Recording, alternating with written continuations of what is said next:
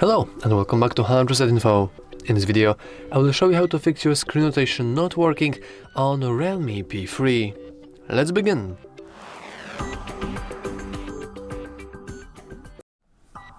And we can begin by simply checking our screen rotation, if it's enabled or not. We can do that by expanding our control center twice, and here we can see auto rotate.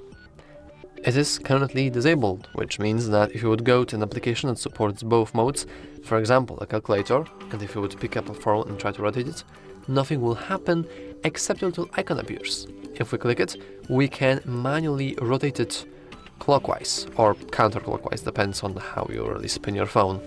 But it's not really automated, is it? So, in order to automate it, all you want to do is expand the control center once again twice, and then hit auto rotate. Now with this simple thing on, we can now freely auto rotate anything. Well, not really anything, because it's important to note that not every application supports both portrait and landscape modes.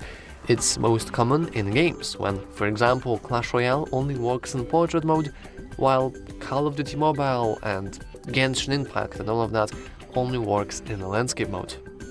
And lastly, if you still encounter some issues for whatever reason, I would also advise you to just reboot your device. You can do that by pressing and holding power button and volume up button at the same time, and then swiping up to restart.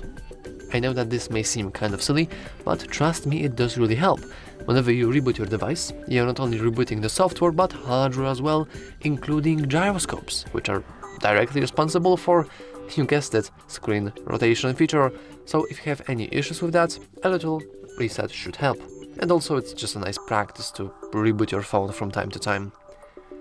Anyway, that's all for this video.